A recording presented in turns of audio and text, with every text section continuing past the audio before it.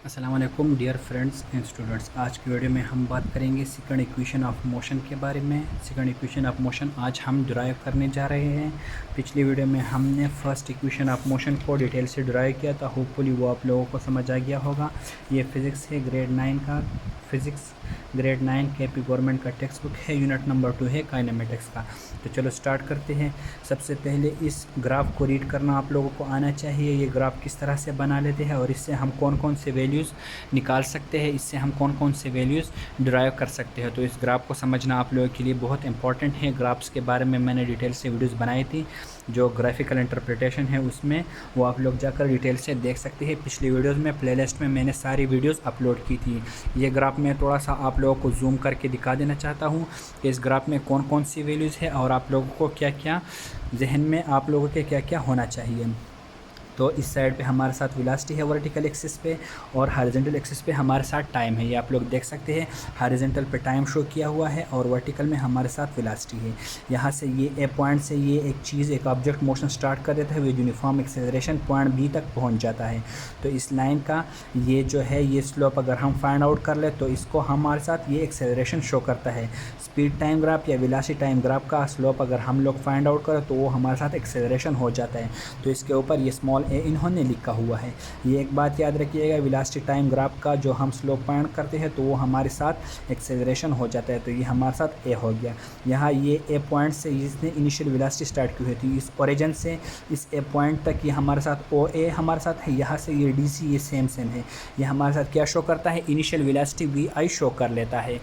अभी आगे चल के देखते हैं, ये सी बी जो है ये हमारे साथ क्या है, ये ए टी है। ये किस तरह से ए टी के बराबर है वो मैं आप लोगों को आगे चल के बताऊंगा इस लाइन का स्लोप निकाल कर।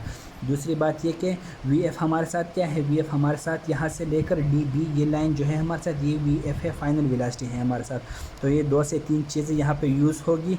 और एक और बात, यहाँ पे हम हमारे साथ जो इक्वेशन का एंड रिजल्ट है एस मतलब डिस्टेंस ट्रेवल या displacement equals V I T मतलब initial velocity multiply by time plus half 1/2 means half A T square. Acceleration T मतलब टाइम का स्क्वायर। तो इसमें इनिशियल वेलोसिटी ये चीज़ें हैं और ये हमारे साथ डिस्टेंस है। तो हमने इस ग्राफ में बात की थी, यहाँ पे ये जो ग्राफिकल इंटरप्रिटेशन हम लोग पढ़ रहे थे, यहाँ पे ये वाला ग्राफ स्पीड टाइम ग्राफ। तो हमने स्पीड टाइम ग्राफ में या वेलोसिटी टाइम ग्राफ में ये बात की थी कि इस ग्राफ के अंदर नीचे जो एरिया आ जाता है वो हमारे साथ क्या होता है, वो हमारे साथ डिस्टेंस ट्रेवल होता है। वो बात मैंने आप लोगों को बताई थी कि स्पीड टाइम ग्राफ या वेलोसिटी टाइम ग्राफ से हमारे साथ डिस्टेंस या डिस्प्लेसमेंट आ जाता है।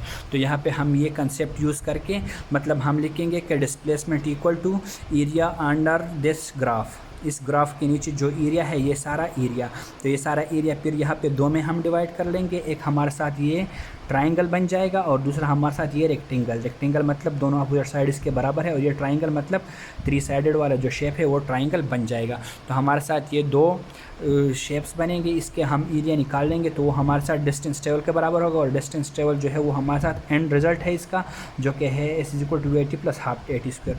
तो ये आप लोगों को ये कंसेप्ट क्लियर होना चाहिए। इसके इक्वेशन के निकालने में बस यही कंसेप्ट यूज़ होता है। तो अगर मैं आप लोगों को यहाँ पे ये दिखा दूँ तो यहाँ से डिस्टेंस ट्रेवल या डिस्प्लेसमेंट क्या हो जाएगा, area of rectangle O A C D. O A C D हमारे साथ कौन सा रेक्टेंगल है, ओ ए सी डी हमारे साथ कौन सा रेक्टेंगल है, ये वाला ओ ए सी डी। ये देखिए आप लोग, ओ ए सी डी इसका एरिया प्लस बीच में प्लस लगाया हुआ है। ये हम equation number 2 second equation of motion derive करने जा रहे हैं। Area of triangle A C B. Triangle A C B कौन सा है हमारे साथ, ट्राइंगल ए सी बी ये हमारे साथ इस ट्राइंगल का एरिया। तो इसका एरिया किस तरह से हम कैलकुलेट कर सकते हैं, एक साइड मल्टीप्लाई दूसरा साइड। इसका लेंथ फर्ज करें, इसका लेंथ है, ये ए सी हमारे साथ टाइम के बराबर है। तो ये इसका लेंथ हो गया, ये इसका वेड्थ हो गया, तो इसका एरिया हमारे साथ आ जाएगा। दूसरा ट्राइंगल का जो एरिया है वो हमारे साथ क्या होता है, half 1/2 means half of base. ये ए सी इसका बेस है और इसका ये परपेंडिकुलर राइट एंगल ट्राइंगल है तो इसका perpendicular half of base and to height A C multiply by C B. तो इससे हमारे साथ ये एंड रिजल्ट आ जाएगा। यहाँ पे मैं आप लोगों को ये इक्वेशंस लिख देता हूँ। यहाँ से मैं थोड़ा सा पेज पे आप लोगों को ये कैलकुलेशन करना चाहता हूँ, तो पेज से आप लोग कैलकुलेशन देखेंगे। तो अगर इस फिगर को हम लोग देख ले तो मेरे साथ डिस्प्लेसमेंट किसके बराबर हो जाएगा, S equals area of rectangle, rectangle कौन सा है, ओ ए सी डी है हमारे साथ, plus area of triangle, triangle A C B है मेरे साथ, सही है। तो यहाँ से एरिया ऑफ रेक्टेंगल मैं लिख देता हूँ, ये ए सी एक साइड है या ओ बी डी, इसमें से एक साइड हम लेंगे तो मैं ए सी साइड ले लेता हूँ। एरिया ऑफ रेक्टेंगल में ए सी मल्टीप्लाई बाय ये सी डी, या हम लोग ओ ए भी लिख सकते हैं, ओ ए मैं लिख देता हूँ, सही है।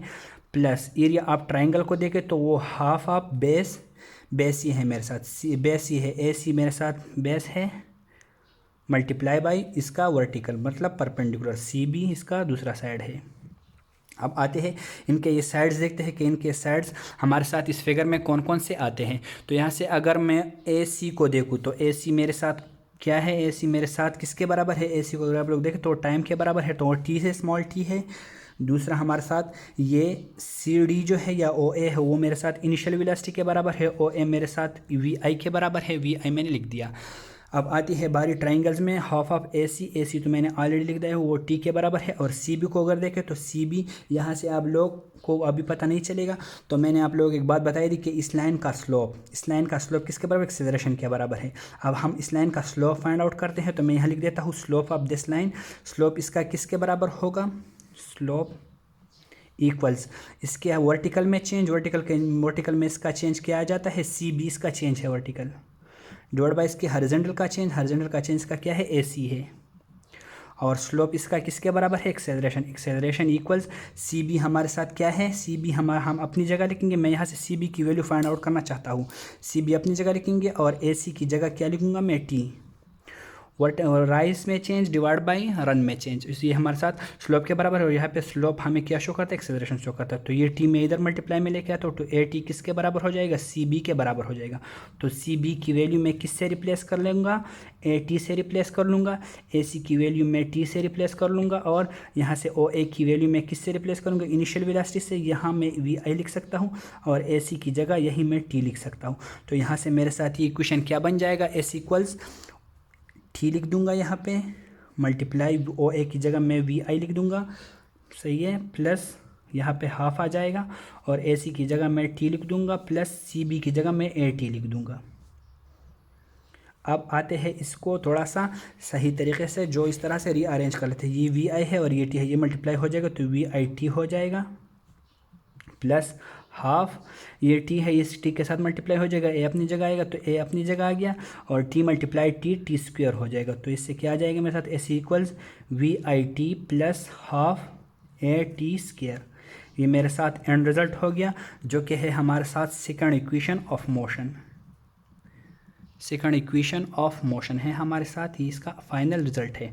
तो इसमें हमने सिंपली क्या बात की कि हमारे साथ सेकंड इक्वेशन ऑफ मोशन किस पे बेस है, हमारे साथ वेलोसिटी टाइम ग्राफ है इसका। हमने क्या किया, वेलोसिटी टाइम ग्राफ में हमने area under the curve find out किया, जो कि हमने कहा कि displacement equals area of rectangle, ये एक हमारे साथ रेक्टेंगल बनता है इसका area, plus area of triangle, area of triangle हमारे साथ क्या है, ये ट्राइंगल है इसका एरिया, एरिया ऑफ रेक्टेंगल दोनों अपोजिट साइड का मल्टीप्लिकेशन, ये this side multiply this side मैंने कर दिया, तो ये हमारे साइड वी आई और ये टी हो गया।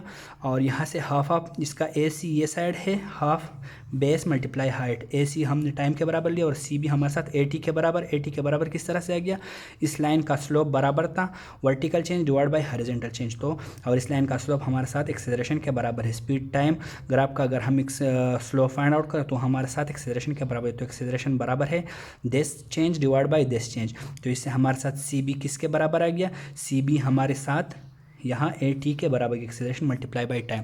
तो ये सारी वैल्यू जब हमने पुट की तो हमारे साथ फाइनल रिजल्ट क्या आ गया, V I T plus half A T square. तो होपफुली ये आप लोगों को सेकंड इक्वेशन ऑफ मोशन जो है ये समझ आ गया होगा। इंशाल्लाह हम अपने नेक्स्ट वीडियो में जाएंगे थर्ड इक्वेशन ऑफ मोशन की तरफ। तो जो स्टूडेंट्स हमारे चैनल पे नए हैं वो हमारे चैनल को ज़रूर सब्सक्राइब कर लीजिए, बेल आइकन को दबाइए, और आप लोगों के जो भी क्वेश्चन वो आप लोग मुझसे कमेंट सेक्शन में पूछ सकते हैं। शुक्रिया।